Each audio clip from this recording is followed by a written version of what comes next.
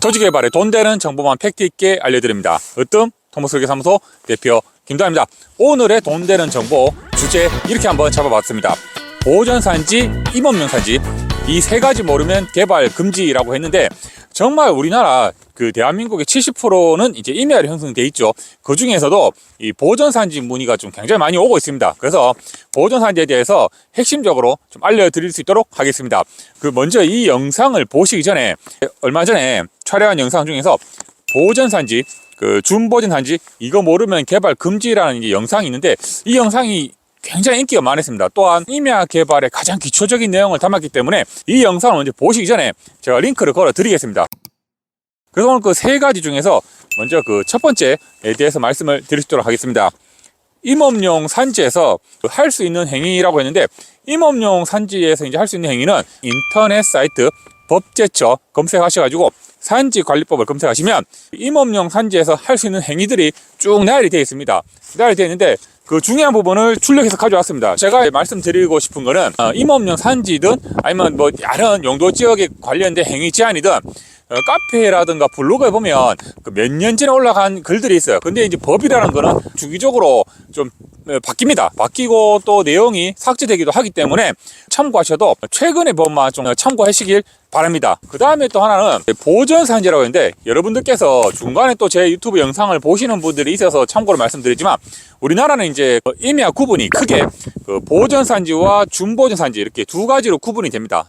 보전산지 같은 경우는 임업용 산지와 공익용 산지가 구분이 되어 있습니다. 공익용 산지는 말 그대로 공익, 국가 산업이나 국방사업 이외에 이제 일부분 할 수 있는 게 숲 경영 채미나 뭐 요 정도밖에 없어가지고 공익용 산지는 굉장히 조심을 하셔야 됩니다. 오늘은 이제 임업용 산지에서의 행위 제한에 대해서 말씀을 드릴 수 있도록 하겠습니다.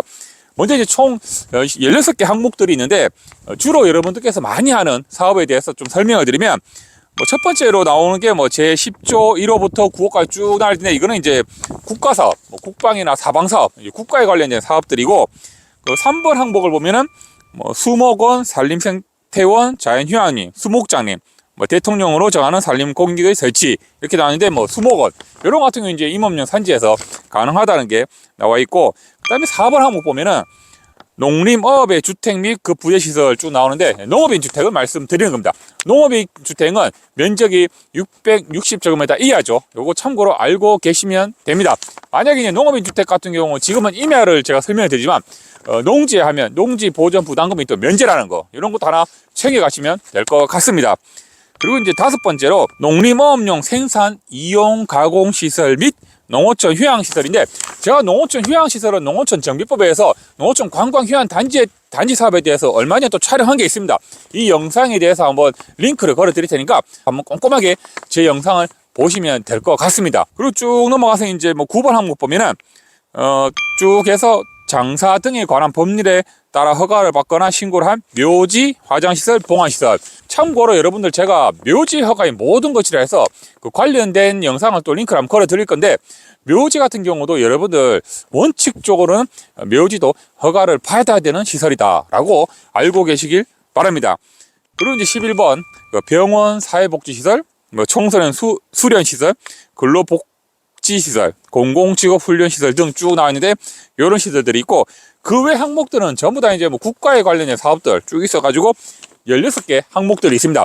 근데 이 항목은 제가 옆에 이제 쭉 나열을 해드릴 테니까 여러분들께서 한번 참고를 해 보시면 될 것 같습니다.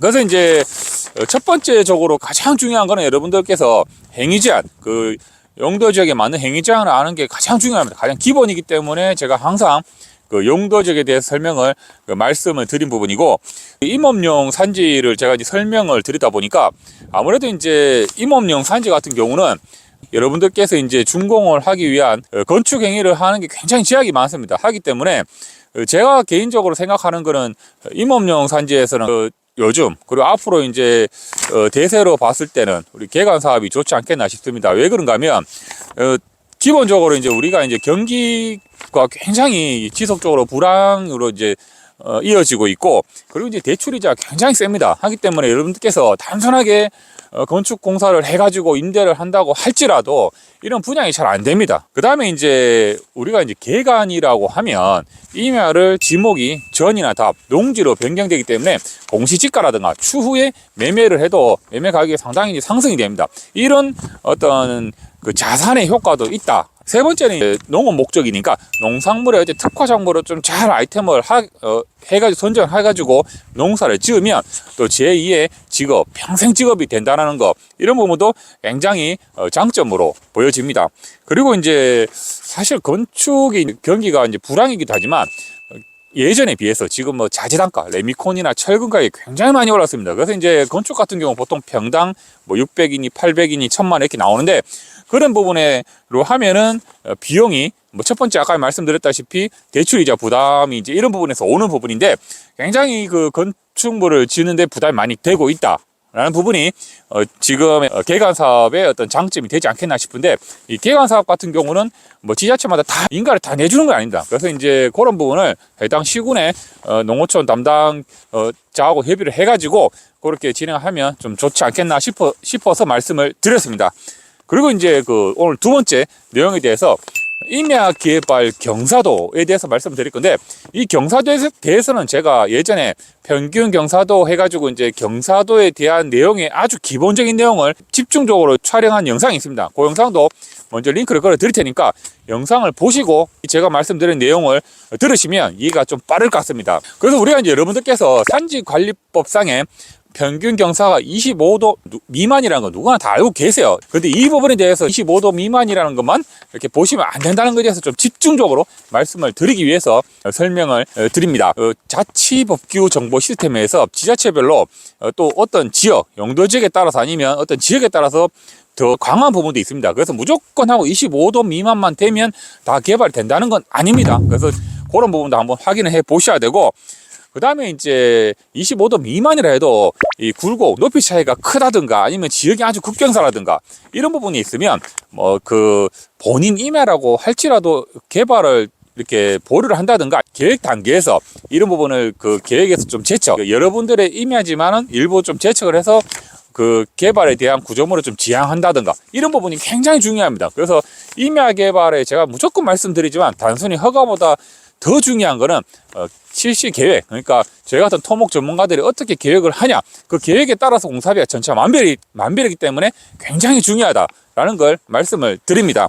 제가 이제 굴곡 심한 부분, 뭐 재척이나 뭐 보류를 하려고 말씀을 드렸는데, 이런 같은 경우는 토목 계획을 잘못하게 되면은 과도한 구조물에 대한 공사비 증가, 뭐 거의 절토 부분에 따라서 높이 차에 따른 구조물에 관한 비용이 증가가 될 수 있고, 그 다음에 이제 이게 또 너무 과도하게 절토라면 흙량이 많이 나오면 사토 처리 계획서를 제출해야 됩니다. 또 이제 이 사토가 이제 반출되면서 운반을 하면서 이제 지역 인근에 이제 먼지가 날리면 민원이 지속적으로 증가가 될 수가 있다. 이런 부분도 이제 고려를 좀 해야 되고, 이런 허가를 받으면 허가에 대한 또 그 허가 기간 그리고 비용이 증가가 될 수가 있죠. 이러면 또 사토 처리가 안 되면 현장의 공사가 좀 딜레이가 될 수가 있습니다. 그래서 여러분들께서 진중하게 고려를 하셔야 되고, 그 다음에 그 임야 같은 경우 무조건 다 이렇게 절토, 흙을 깎으면 무조건 흙이라고 생각하는데 흙이 아니고 안반일 수가 있습니다. 큰 암석 덩어리. 이러면 이제 저 뒤에 보이는 장비로 이제 이렇게 브레카지를 해야 되는데,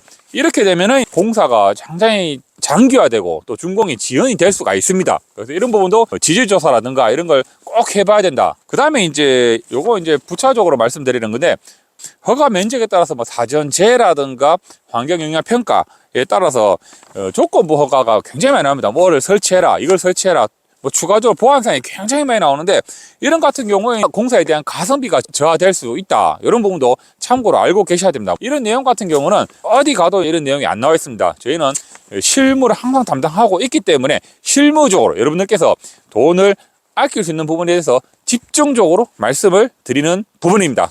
이제 세 번째 내용에 대해서 말씀을 드리겠습니다. 임야 개발에서 가장 신경 써야 되는 허가 과정이라고 했는데, 정말 요거 말대로 신경을 많이 쓰셔야 되고 많이 아셔야 됩니다.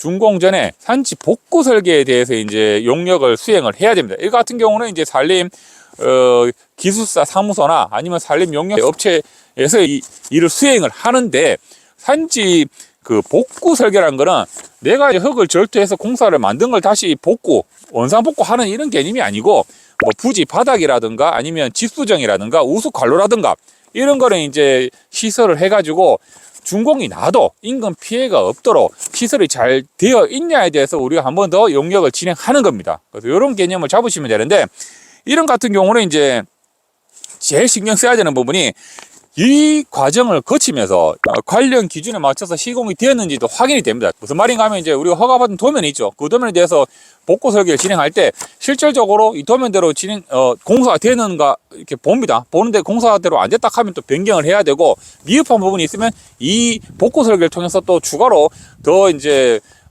안정화를 시킵니다. 안정화 시킨다는 게 뭐 아까 말씀드렸던 우수시설, 그 다음에 이제 부지 안정하게 이런 시설에 대해 추가로 더 강화를 시킵니다. 그 다음에 허가지 외 공사에 따른 산지 훼손 부분 확인인데, 실제로 사업구역이 넘어갔는지 안 넘어갔는지 이런 부분에 대해서 다 체킹을 합니다. 그래서 만약에 사업구역이 넘어갔으면 이 넘어간 부분에 대해서 불법으로다가 다시 또 이제 산림 그 조사관한테 조사를 받아야 되기 때문에 준공이 더 지연될 수가 있습니다. 그래서 항상 여러분들께서 분할 측량이나 경계 측량을 반드시 허가나고 나서 실시하고 나서 그 이후에 공사를 하셔야 된다는 거 제가 수도 없이 많이 말씀을 드린 부분입니다. 그 다음에 임야는 이제 등록 전환이 있습니다. 등록 전환이라는 거는 대지화를 할 때 서로 이제 축척이 다르기 때문에 면적이 허가받은 면적에서 조금 증감이 일어납니다. 이런 같은 경우도 우리가 이제 복구 설계하고 나서 또 면적의 변경에 따른 정정이 또 이루어집니다. 그래서 이제 임야 등록 전환에 대해서 제 영상에도 등록 전환에 대해서 설명드린 부분이 있습니다. 그래서 그 링크를 좀 걸어 드릴 테니까 그걸 보시고, 아, 등록 전환이 요런 거구나 한번 이해를 해 보시면 어떤 건지 이해가 가실 겁니다. 그래서 산지 복구 설계는 정말 중요한 내용이니까 제가 말씀드린 부분에 대해서 꼼꼼하게 체킹을 하시길 바랍니다.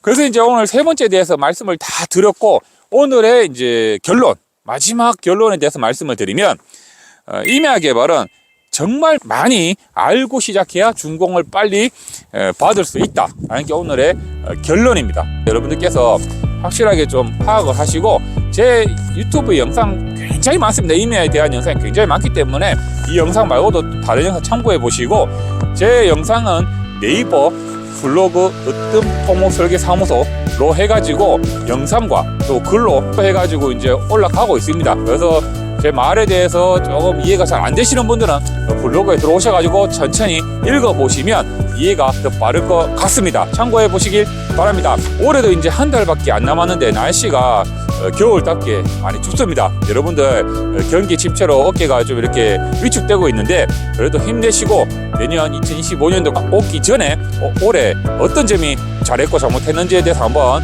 꼼꼼하게 한번 혼자만의 시간 가져보시길 바랍니다. 감기 조심하시길 바랍니다. 고맙습니다. 아이고, 입이 얼었네. 얼얼하네. 군고구마 따뜻한 방에서 까먹고 싶은데 고구마를 한 박스 사가야 되나?